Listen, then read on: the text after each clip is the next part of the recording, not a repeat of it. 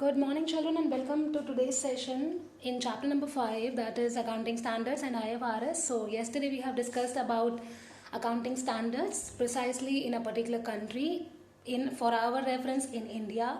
Today we are talking about international financial reporting standards, which we are concerned about the international business, the standards which are to be followed globally or worldwide.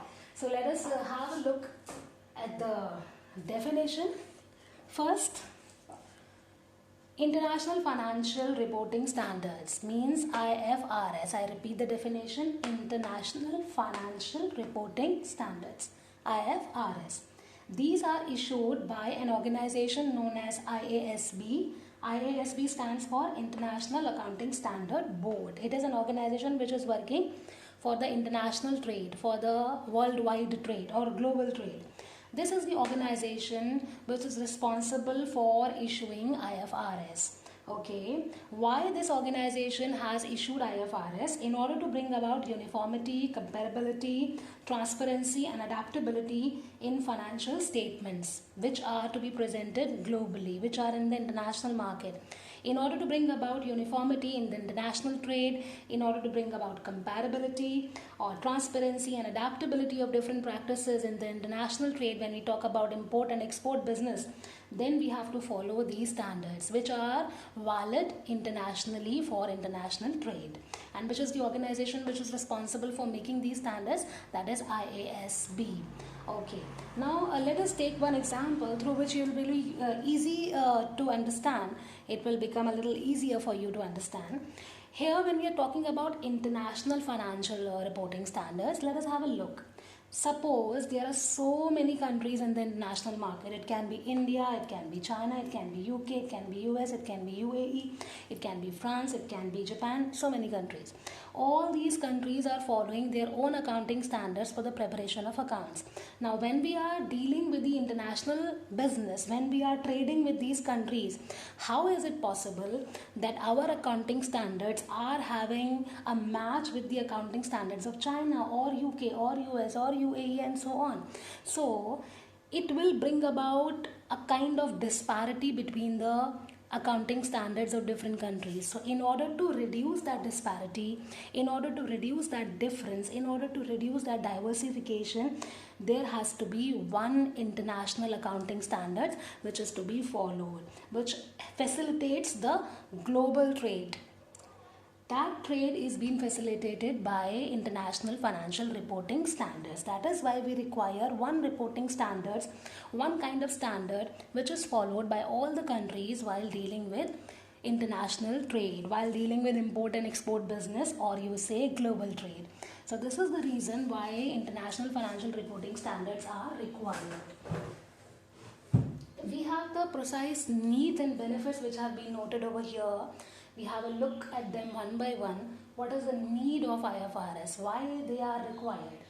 Easy access to global capital markets. In order to bring about investment, in order to bring about capital in our country, the people who are investing in our country from the outside world, from the other countries, how they will invest in our country if they will not understand our accounting records, if they are not understanding how we are putting up profit and loss, how we are showing the position of our business.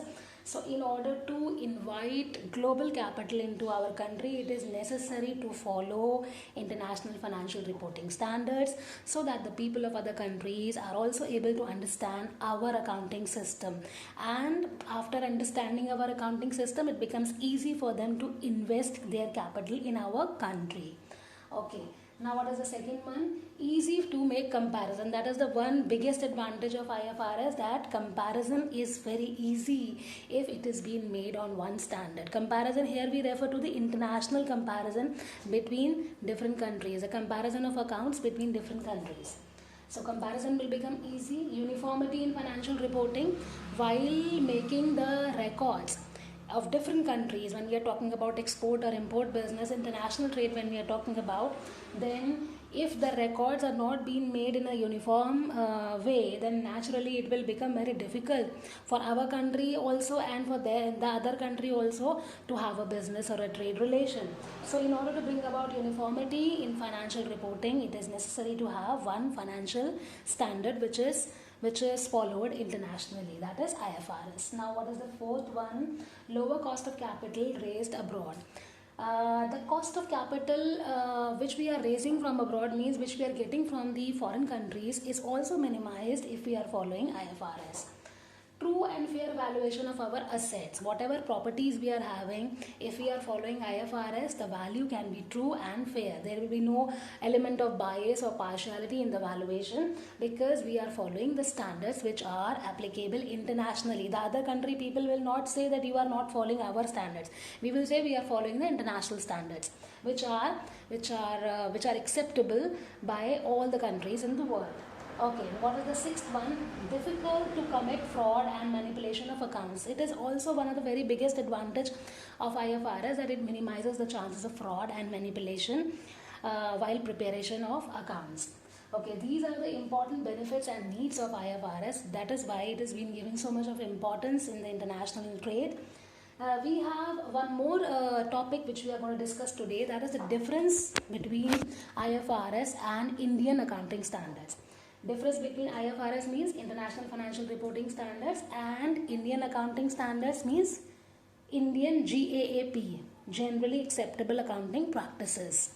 Okay, so these are the precise difference between Indian Accounting Standards and International Financial Reporting Standards. So I have noted brief points over here. We can have a look. IFRS are based on principles. They are following the principles which are to be followed, not as a compulsion.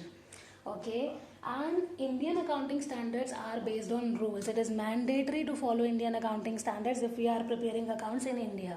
So they are rule based. Punishment, penalty will be charged if we are not going to follow these standards. Okay, here in IFRS, if we will not follow the standards, the penalty is not there, because they are based on principles rather than rules. Rules are compulsion, while principles are not the compulsion. Okay, when we are talking about the second one, IFRS are based on fair value concept. IFRS are based on fair value concept, means they are also having an influence of the price level changes in the market. They are presenting the accounts on the present market value of different assets.